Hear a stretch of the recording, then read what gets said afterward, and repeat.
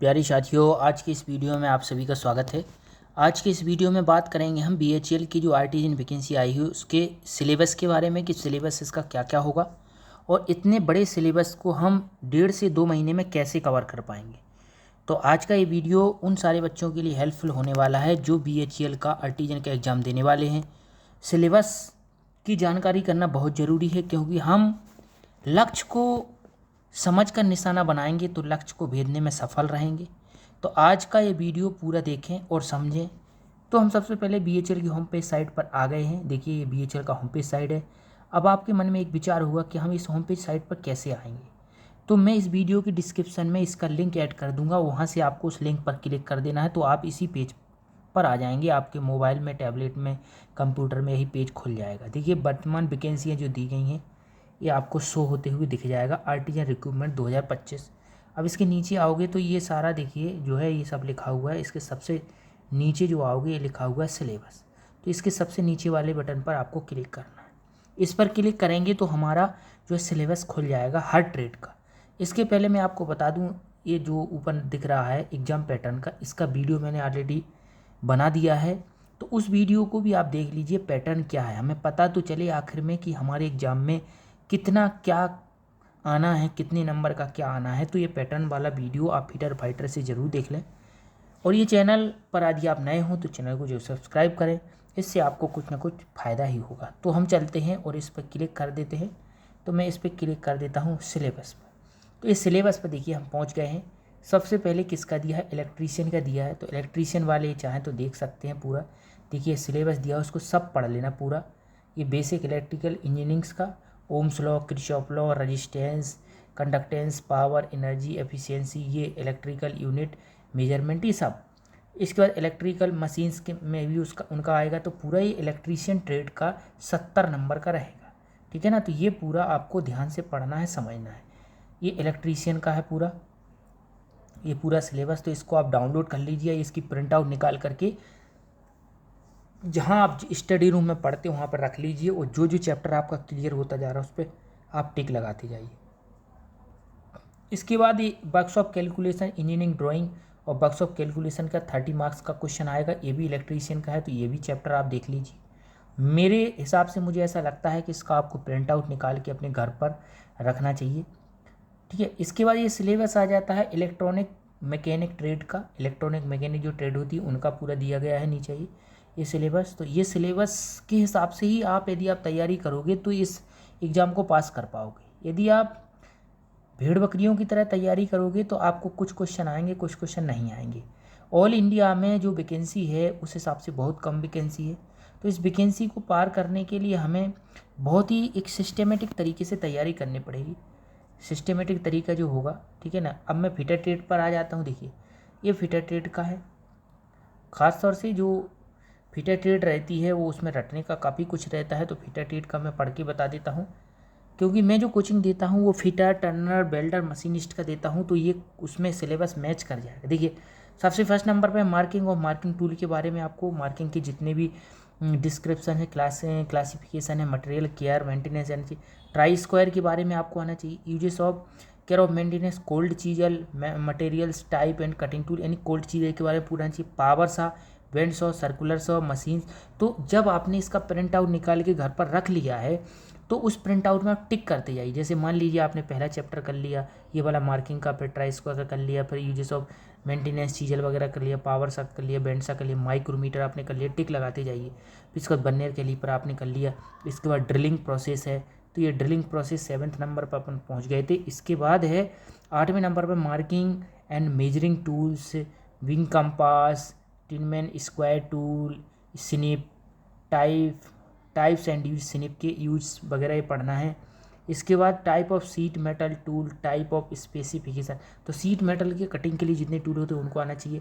9 number पे आपका ट्रेमल, ठीक है, ट्रेमल का डिस्क्रिप्शन, पार्ट यूजेस, यानी हमें कोई भी जो टूल है उसका पूरा कुछ आना चाहिए। हैंड ग्रुप्स के स्पेसिफिकेशन इन यूज आना चाहिए। सीट एंड वायर गेजेस आना चाहिए, ठीक है ना, ये सब। इसके बाद इलेक्ट्रिक इन गैस वेल्डिंग के बारे में आपको यूज आना चाहिए, उसका, उसके सेफ्टी जो है इक्विपमेंट वो आना चाहिए, सारा कुछ आना चाहिए। इसके बाद machines and accessory, welding transformer, welding generator, welding hand tool, hammer, welding description, type and uses description, principle, method of the operating, carbon dioxide welding, mean CO2 welding होती है उसका भी आना चाहिए।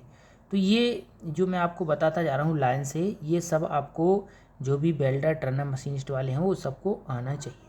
इसका 14 नंबर है HP वेल्डिंग, ठीक है, इक्विपमेंट डिस्क्रिप्शन, प्रिंसिपल। अब आप कहोगे कि भैया ये तो फिटर का है, तो भैया फिटर में वेल्डर भी आती है, वेल्डर में फिटर भी आती है। तो मैं आपको कहूँ 4 ट्रेड जो होती हैं, फिटर, टर्नर, वेल्डर, मशीनिस्ट, इसके लिए आप जो फिटर की बुक है उससे भी थोड़ा सपोर्ट ले सकते हैं। ऐसा ये हम नहीं कह सकते हैं कि वेल्डर का स्पेशली आपको अलग कहीं जाके कोचिंग पढ़ना है, मशीनिस्ट का अलग जाके कोचिंग पढ़ना, फिटर वाले बच्चों के साथ ही पढ़ सकते हैं। बस वेल्डर वालों को थोड़ा वेल्डर का स्पेशली थोड़ा सा डिस्क्राइब फॉर्म में पढ़ना पड़ेगा। Method operating, LP welding equipment, तो ये 15 नंबर पे दिए। तो ये सबको आप एक बार पढ़ लीजिए और ये सिलेबस को आप प्रिंट आउट करा लीजिए। ये पूरे चैप्टर दिए जाते हैं 31 चैप्टर हैं। तो ये 31 चैप्टर आपको 1.5 महीने में पूरा कवर करना है। ये 2 साल का पूरा कोर्स है। अब आप इस कोर्स को कैसे कवर करेंगे मैं अभी आगे बताऊंगा, ठीक है ना। इसके बाद आगे चलते हैं। इसका वर्कशॉप कैलकुलेशन एंड साइंस का भी दिया है, देखिए ये 30 मार्क्स का दिया है। Engineering drawing and workshop calculation and science, ये फिटर का दिया गया है। सभी टेट का अलग अलग दिया है, आप अपनी टेट के हिसाब से प्रिंट आउट निकाल लीजिए। उसमें ज़्यादा कुछ अलग नहीं रहेगा, बस थोड़ा बहुत 19-20 का। इसमें इस 30 नंबर के जो पैराग्राफ है इसमें ज़्यादा अंतर नहीं है सभी के ट्रेड में, चाहे वो इलेक्ट्रीशियन हो, टर्नर हो, वेल्डर, मशीनिस्ट, ज़्यादा फर्क नहीं है। बस ऊपर वाला जो 70 नंबर का है उसमें थोड़ा सा फ़र्क है, पर फिर भी उसमें फिटर का वेल्डर, टर्नर, मशीनिस्ट से मैच करता है। अब देखिए इसमें क्या क्या आपको आना चाहिए। इंजन ड्राइंग के बारे में आना चाहिए, फ्री हैंड टूल जो होते हैं, हैंड ड्राइंग होते हैं, लाइंस के बारे में, हिडन लाइन, डॉटेड लाइन, ये ज्योमेट्रिकल फिगर, एंगल, ट्राइंगल, ये स्क्वायर, ठीक है ना। इसके लिए lettering, number, single stroke, double stroke जो नंबर होते हैं, एक लाइनिंग वाला नंबर बनता है, डबल मोटा वाला, वो डबल स्ट्रोक वाला होता है। रीडिंग ऑफ डायमेंशन, डायमेंशन आपको पढ़ना आनी चाहिए, ठीक है ना।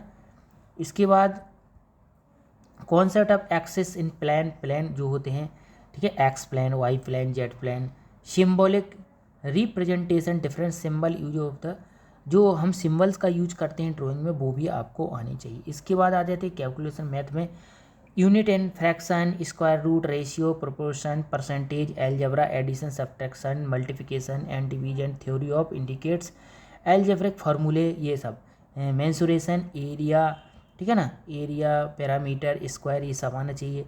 लीवर, सिंपल मशीन, सिंपल, ठीक है, simple machines, effort, load, mechanical advantage, ये साइंस का है। Velocity, ratio, efficiency of machine, relationship between efficiency, velocity, ठीक है, ratio and mechanical advantage. Trigonometry में measurement of angle, trigonometrical ratio, trigonometrical tables, tables जो होती है इसमें डिग्री हमें बताना पड़ती है, टेबल्स। इसके बाद सेंटर ऑफ ग्रेविटी के बारे में, gravity, centre of gravity and it's practical application. Centre of gravity जो होता है गुरुत्व केंद्र होता है। एरिया, देखिए ये लिखा, area of out of regular surface area and irregular surface area of the of out regular surface, circle, segment, sector to circle, ठीक है ना। ये सब जो भी एरिया होते हैं, रेक्टेंगुलर एरिया, ये elasticity, plasticity, material stress, strain, their units and Young modulus elasticity, ये भी आना चाहिए। हीट ट्रीटमेंट के बारे में आना चाहिए। Estimation the costing, simple estimation and requiring the material ETC and applicable to the trade problems and estimation and costing. तो ये आपका दिया है वर्कशॉप कैलकुलेशन एंड साइंस का। थोड़ा मैं ओरली बता रहा हूँ, अपना अपना आप पढ़ सकते हो, ठीक है ना। ये फिर इसके बाद ये किसका, फाउंड्री मैन ट्रेड का है, तो आप फाउंड्री मैन ट्रेड का देख लीजिए। ये सब दिया गया है जो जो आपका सिलेबस में होगा। तो ये सिलेबस को सबसे पहले आप प्रिंट आउट निकालिए, ठीक है ना। अब बात आ जाती है, ये पूरा सबका दिया है नीचे तक, ऐसे स्लाइड करते जाओगे नीचे की तरफ तो ये निकलते आएंगे। ये देखिए मशीन स्टेट का दिया गया है पूरा, ठीक है, ड्रिलिंग, टेप, डाई, वही वो फिटर से, देखिए रीमर, मटेरियल टाइप्स, ये सब उसी का दिया है। बर्नियर हाइट गेज, ठीक है, vernier height gauge, vernier caliper, ठीक है, ड्रिलिंग मशीन टाइप देयर, ये फिटर में भी यही सब कुछ रहता है, सब मैच करता है। बस थोड़ा मशीनों के बारे में ज़्यादा मैं, जैसे स्लॉटर मशीन इसमें स्पेशली दी गई जो फिटर में नहीं थी। कूल एंड लुब्रिकेंट ये फिटर में भी दिया गया है।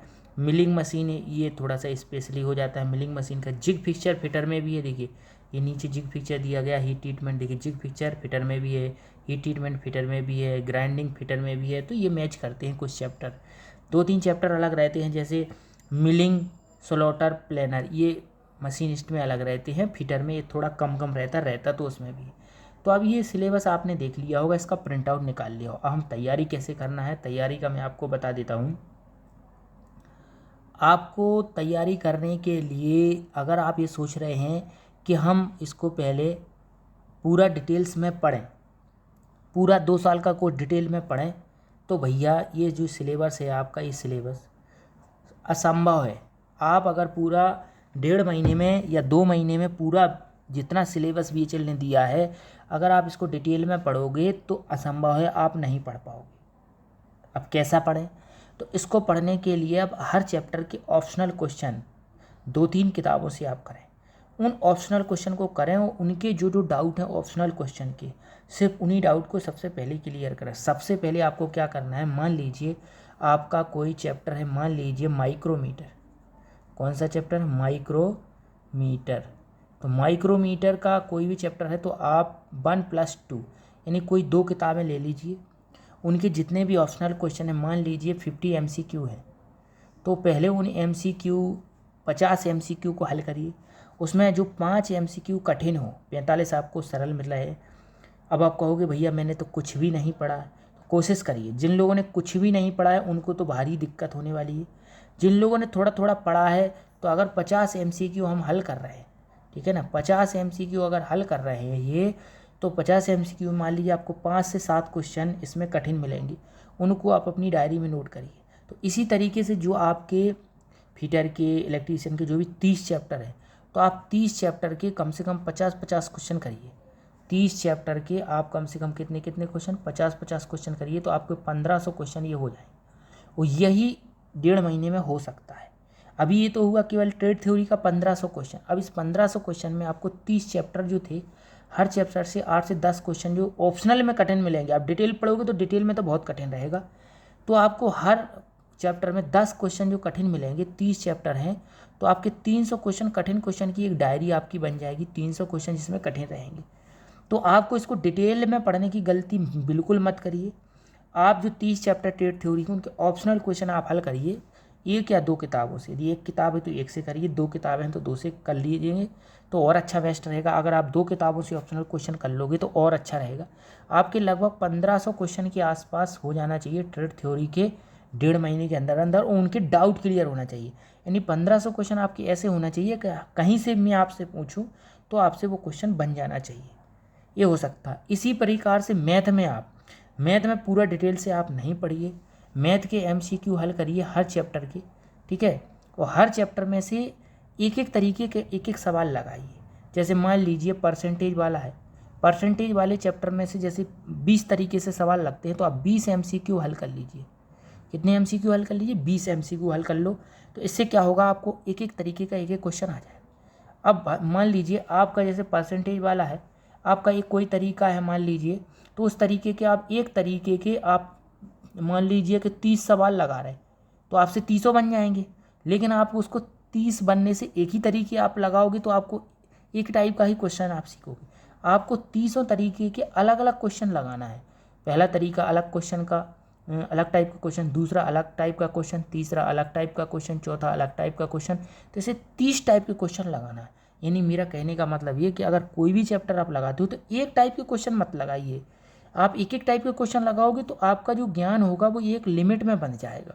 आप जैसे इसी तरीके मेंसुरेशन का लेते हैं आप, मेंसुरेशन जिसे हम क्षेत्र मिति कहते हैं, क्या कहते हैं, क्षेत्र मिति, ठीक है। क्षेत्र मिति लेते हैं, जिसमें मिति लेते हैं, क्षेत्र मिति में वो आता है, जैसे आपका आ जाता है गोला, आ जाता है बेलन, आ जाता है।